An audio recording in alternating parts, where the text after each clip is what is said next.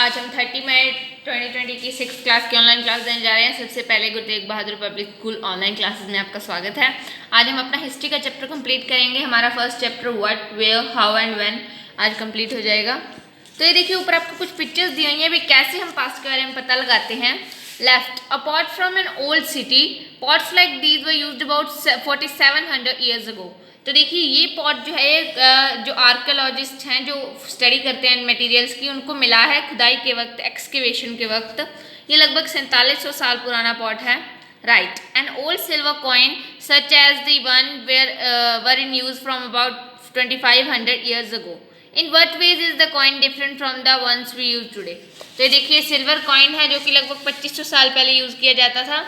ये कॉइन आज के कॉइन से काफ़ी अलग है। आज के कॉइन पर आपको अलग अलग कार्विंग्स मिलती हैं, जबकि इन पर देखिए बिल्कुल रफ सा ठप्पा लगा हुआ है। Archaeologist also looks for bones of animals, birds, fishes to find out what people ate in the past. Archaeologist जो है वो अलग अलग जानवरों या किसी भी मनुष्यों की हड्डियां भी ढूंढते हैं ताकि उन्हें पता चल सके कि लोग पुराने समय में क्या खाते थे। Plants remain survive for far more rarely if seeds of grain or pieces of wood have been burnt। और प्लांट लेकिन बहुत कम ऐसा होता है कि प्लांट भी हमको वैसे के वैसे मिल जाएं, क्योंकि प्लांट जो है वो मिट्टी के नीचे दबकर गल जाते हैं, उन्हें जला दिया जाता है या फिर वो नहीं बच पाते। Do you think cloth is found frequently by archaeologist. क्या आपको लगता है कि आर्कियोलॉजिस्ट को कपड़े भी मिलते होंगे। Historians that is scholars who study the past. Historians कौन से होते हैं जो पास्ट की स्टडी अभी कर रहे होते हैं, आर्कियोलॉजिस्ट कर चुके होते हैं। Often use the word source to refer the information found from manuscripts. और जो वो क्या वर्ड यूज करते हैं, सोर्स, उस इंफॉर्मेशन के लिए जो मैन्युस्क्रिप्ट से मिलती है, इंस्क्रिप्शन से और आर्कियोलॉजी से मिलती है। Once sources are found, learning about past becomes an adventure as we reconstruct it bit by bit. और जैसे जैसे हमें अलग अलग कड़ियाँ मिलती जाती हैं, जुड़ती जाती हैं, हमें वो एक अच्छा लगने लगता है एडवेंचर हिस्ट्री का। So historians and archaeologists are like detectives who use all these sources like clues to find out about our past. So historians और archaeologists जासूसों की तरह हैं जो इन छोटे छोटे सबूतों से हमारे पास का पता लगाते हैं। One past or many, क्या हमारा एक ही इतिहास था या ज़्यादा थे। तो do you notice the title of this book, Our Past। इस बुक का नाम भी क्या है, Our Past, यानी कि plural. We use the word past in plural to draw attention to the fact that the past was different for different groups of people। हमने ऐसा क्यों लिखा है, पास्ट क्यों लिखा है, क्योंकि सभी लोगों का इतिहास एक जैसा नहीं था। राजाओं का इतिहास अलग था, लेकिन जो फार्मर्स थे उनका इतिहास अलग है। उनकी लाइफ अलग रही थी पुराने समय में, राजाओं की अलग रही थी। For example the lives of herders of farmers were different from those of king and queen's. The lives of merchants were different from those of craft persons and so on। क्योंकि कोई भी दो आदमी अगर वो अलग अलग काम करते हैं, उनकी लाइफ्स कैसे सेम हो सकती हैं, उनकी इनकम नहीं सेम होगी, उनके खाने का तरीका नहीं सेम होगा। तो also as in true even today people follow different practices and customs in different part of the country. और उसी का नतीजा है कि लोग आज अलग अलग तरह से हमारे रीति रिवाज मनाए जाते हैं। For example, today most people living in Andaman Islands get their own food by fishing, hunting and collecting forest produce। Example ले लीजिए, अंडमान निकोबार में रहने वाले ज़्यादातर लोग अपना खाना खुद ही बनाते हैं। कैसे, फिशिंग पकड़ के, हंट करके और या फिर फॉरेस्ट से खाना लेकर। By contrast, most people living in cities depends on others for supplies of food। Differences such as these exist in past as well। लेकिन सिटीज़ में देख लीजिए, शहरों में लोग अपने खाने के लिए दूसरों पे डिपेंड रहते हैं, बाहर से कनक खरीद कर लाते हैं या फिर बाहर से आटा लेकर आते हैं, इसी तरह से।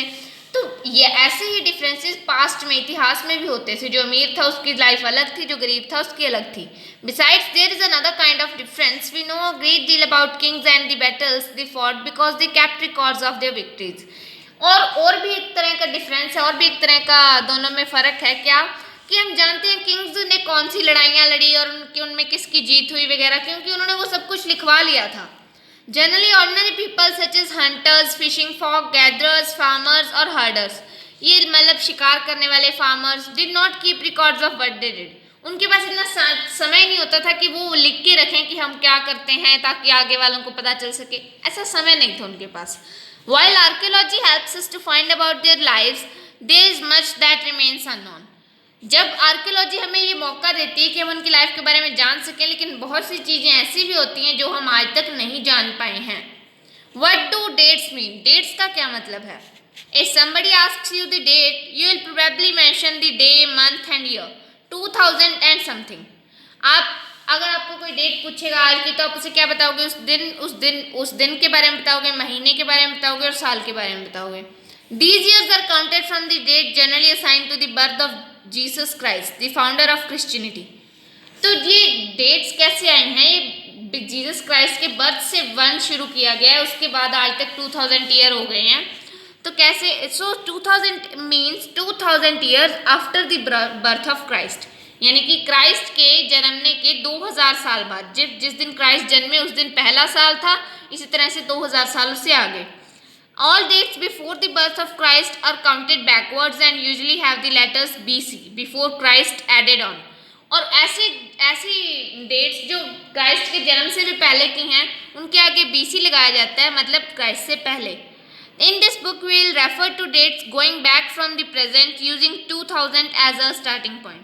इसमें हम क्या करेंगे कि 2000 जो हमारा 2000 साल था, अब हम 2020 में हैं, 2000 को हम अपना स्टार्टिंग पॉइंट मान के उसी से बैक चलते जाएंगे इस बुक में. Letters with dates. BC have been stands for before Christ. ये तो हमने पढ़ लिया कि BC का मतलब before Christ. You will sometimes find AD before dates. आपको कई बार AD भी मिलेगा डेट्स के पहले. इसका मतलब है stands for two Latin words anno domini. Anno domini से बना है AD. कैसे? Meaning in the year of the lord. Anno domini मतलब उस साल में जिस साल में क्राइस्ट जन्मे थे. So 2005 can be written as AD 2005. इसी तरह से sometimes CE is use instead of AD and BCE instead of BC. कई बार AD की जगह CE यूज होता है और BC की जगह BCE. The letters CE stand for common era and BCE before common Ira. We use these terms before because the Christian era is now used in most countries in the world. In India, we began using this form of dating from about 200 years ago. हम इसलिए इसे common era वगैरह को इसलिए use करते हैं क्योंकि Christianity तो काफ़ी देशों में, लेकिन काफ़ी देशों में ऐसे भी देश हैं जहाँ पे नहीं है. जैसे इंडिया में हमने क्रिश्चियनिटी वाले जो डेट्स हैं सिर्फ 200 साल पहले ही अपनाई हैं. तो again sometimes the letters BP means before present are used. Before present मतलब आज से पहले. BP बहुत सिंपल है. Find two dates mentioned on page number 3. Which set of letters would you use for them. ये आप खुद करेंगे, बहुत ही इजी वर्क है. आगे आपकी क्लास का बहुत ही सॉरी कहना पड़ रहा है कि कोई रिस्पॉन्स नहीं है. अच्छा, आपको अपना वर्क सेंड करना चाहिए ग्रुप में. Elsewhere we have seen that inscriptions are written on hard surfaces. Many of these were written several hundreds of years ago. All inscriptions contain both script and languages. हमने देखा कि inscription जो होती हैं वो लगभग मजबूत सरफेसेस पे लिखी जाती हैं. इनमें से बहुत सारी जो है वो कई 100 साल पहले लिखी गई थी. और इंस्क्रिप्शन में दोनों ही होते हैं, साइंस भी होते हैं और लैंग्वेज भी होती है. स्क्रिप्ट भी होते हैं और लैंग्वेज भी होती है. Languages which were used as well as scripts have changed over time. पहले जो लैंग्वेज यूज होती थी और अब जो लैंग्वेज यूज होती है वो बदल गई है. So how do scholars understand what was written. तो स्कॉलर्स को ये पता कैसे चलता है कि क्या लिखा हुआ है. तो this can be done through a process known as decipherment. Decipherment एक हिस्ट्री की स्टडी में ही आता है. जो जब आप आगे पढ़ते हैं हिस्ट्री आप पढ़ेंगे. ये देखिए दो आपको एग्जाम्पल दिए हुए हैं कि ये P को सिम्बोलाइज करता है, ये लेटर T को. इसी तरह से आप अपना नाम लिखने की कोशिश कीजिए फाइंड करके सारे लेटर्स को.